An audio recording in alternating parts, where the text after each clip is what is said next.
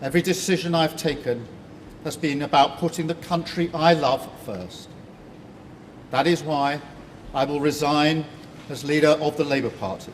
നമസ്കാരം.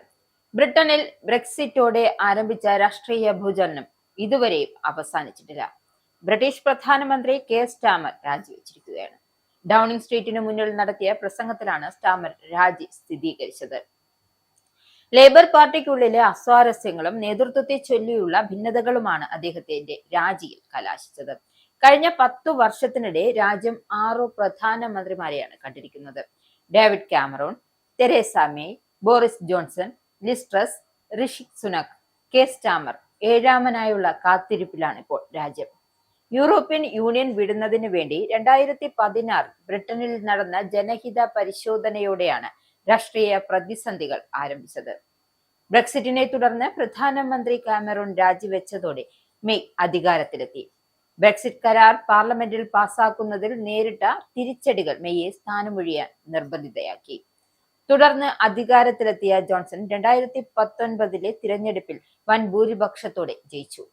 എന്നാൽ കോവിഡ് മഹാമാരി കാലത്ത് ഉയർന്ന വിവാദങ്ങളും പാർട്ടി ഗേറ്റ് ആരോപണങ്ങളും അദ്ദേഹത്തിന്റെ രാഷ്ട്രീയ ജീവിതത്തിന്റെ നിറം പാടെ കെടുത്തി. 2022 അദ്ദേഹം എന്ത് ചെയ്തു? രാജിവെച്ചു.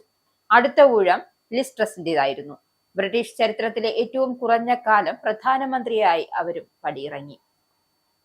സാമ്പത്തിക നയങ്ങളെ ചൊല്ലിയുള്ള വിവാദങ്ങളെ തുടർന്ന് വെറും 45 ദിവസത്തിനകം അവർക്ക് രാജിവെച്ച് ഒഴിയേണ്ടി വന്നു.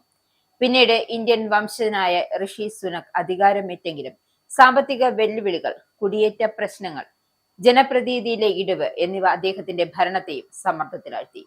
സുനക്കിന്റെ പിൻഗാമിയായി 2024 ജൂലൈയിലാണ് 14 വർഷത്തെ കൺസർവേറ്റീവ് പാർട്ടി ഭരണം അവസാനിപ്പിച്ച് കെയർ സ്റ്റാമറുടെ ലേബർ പാർട്ടി സർക്കാർ അധികാരത്തിലെത്തുന്നത്.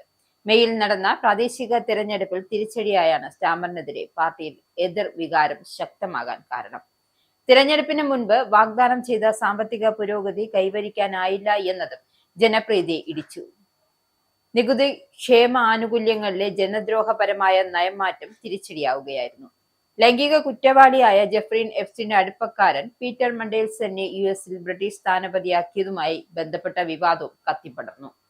പുതിയ ലേബർ പാർട്ടി നേതാവിനെ തിരഞ്ഞെടുക്കുന്നതുവരെ പ്രധാനമന്ത്രിയായി തുടരുമെന്നും അദ്ദേഹം അറിയിച്ചിരുന്നു. എന്നാൽ താൻ പാർട്ടി നേതാവായി സ്വീകരിച്ച എല്ലാ തീരുമാനങ്ങളും രാജ്യത്തിന്റെ നന്മ മുൻനിർത്തിയാണ് എന്നാണ് സ്റ്റാമർ തന്റെ പ്രസംഗത്തിലൂടെ വ്യക്തമാക്കിയത്.